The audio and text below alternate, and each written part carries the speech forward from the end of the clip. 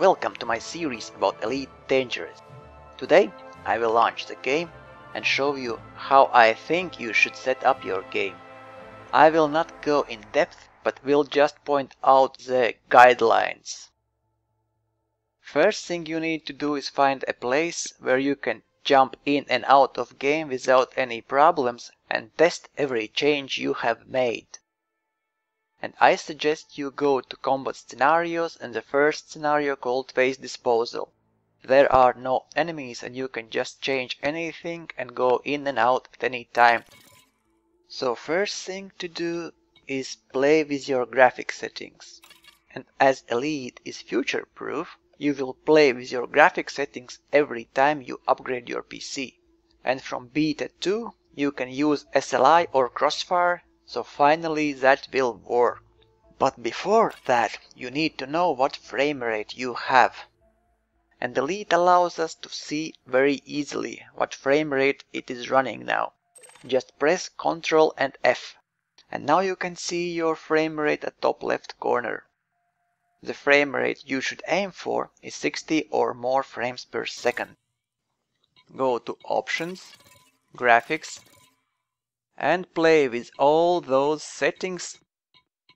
You can change field of view, dashboard brightness, bubble heads even. You can use different presets. High, mid, low, custom. Anyway, play with all those and each time you apply, go back to the game and check your frames per second. That way you will know if the game is still playable on your PC.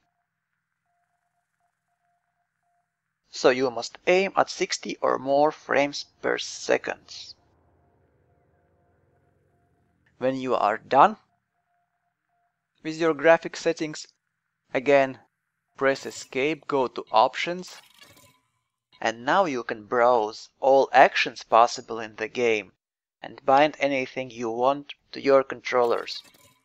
If you are using controllers like HOTAS or sticks, you probably would want to set sensitivity and dead zones in your stick or HOTAS software. If you never used any HOTAS or sticks before, I would suggest you use S-curves and some small dead zones. But you should just try different options out and see what suits you best. When I first started this game I had Cytec X55. But sadly for me the stick stopped working and I had to return it. So now I am stuck with my Trustmaster T60000M. Anyway, I will not go in depth about each action you can bind. I will just show you where you can find all information you need. So when you are hovering your mouse above each action, on the right you will see help window appear explaining exactly what this action is. So basically developers spend their time to write down help about each action, so you and me can use this and there is no excuse not to use it. If you still have any questions, head right to the Frontier forums and make a new threads and ask anything you want to know. The community there is very helpful. There are 6 degrees of freedom in space, so you can bind each of these fixed axes to analog or digital input. So depending what controller you are using, you can bind pitch, yaw, roll, throttle, lateral and vertical strafe to analog or digital controller inputs. So let me just scroll down and show you what I think is more important, but you still need to experiment with different things and find the way that works best especially for you. First of all, if you are using throttle, then you should use analog input, and you can use forward only throttle or full range from -100% speed to +100% speed. And this range of actions is useless for throttle users, but it's crucial for keyboard users or everyone who use digital inputs. And as I now use keypad, I have set my speed to 0, 50 and 100%. The most important is 50% action, because 50% of your throttle is called blue sweet spot, and in blue sweet spot your ship turning rates will be the fastest. And when you are in combat, you need to always have your throttle in 50% blue sweet spot to be able to keep enemy in crosshairs. Here you can see flight landing overrides. What that means: you can bind here anything that you do not want to use when your landing gear is deployed, like boost, deploy hardpoints, primary, secondary fire, eject cargo or whatever.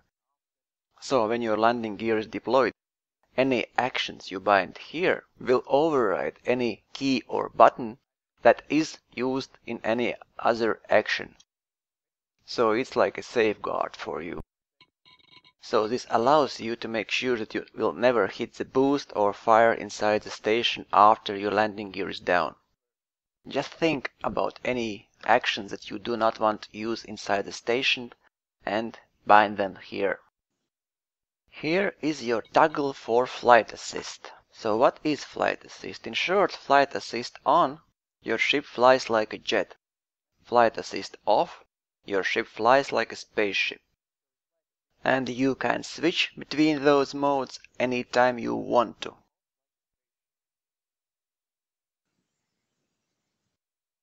Frameshift drive is responsible for supercruise and hyperspace, and here you can change a key that will start and stop that action. Also, it's very important that you write down on paper or print out every action that you think you will use. So you will always have a list of actions in front of you.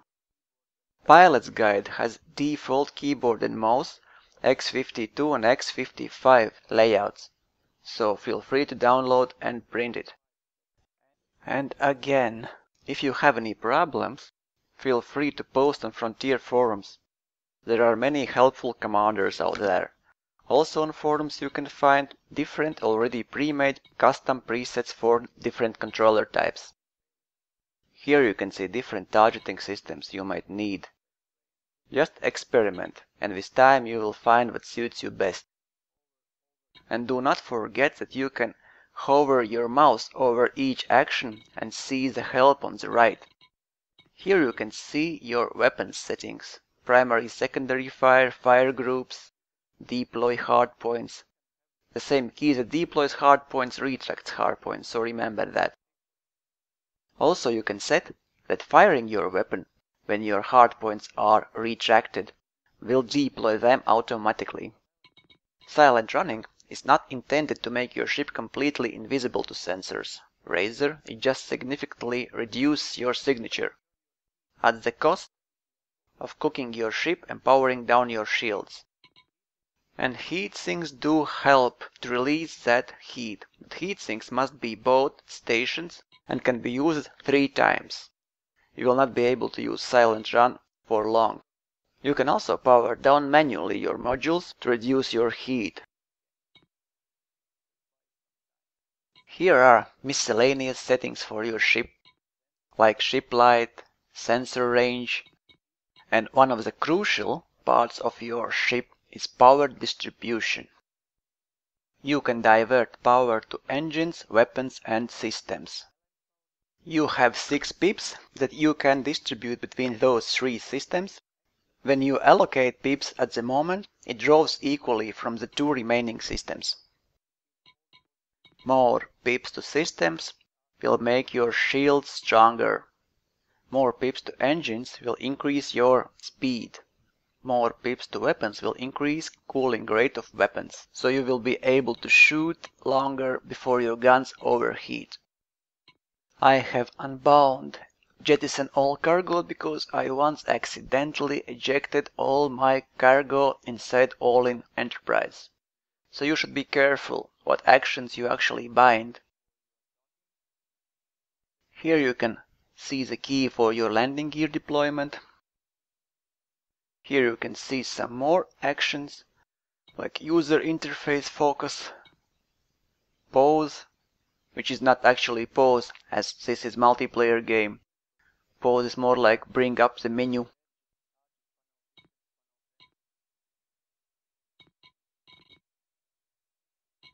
And here you have user interface. Moving up, down, left, right, select, next panel, left, previous panel. I will talk about those all later in depth. But currently, you just need to set up your game the way you want. Test it out. And when you are feeling comfortable, start messing around inside the game. So when you do any change, let me just show you how you change anything. Like you want to jettison all cargo, press there, F12, you see? If you want to delete, just press and escape. Let me set back this one. As simple as that. And after each change, you just press apply, go back to pause menu, resume, and try. And if you're satisfied, keep that option. And if you are not, go back, escape, options, controls, and change it again. And when you are done, you can start finally playing the game. This is very important that you spend your time and get comfortable with every action you see and you think is important. Okay, that's it about setting up your game.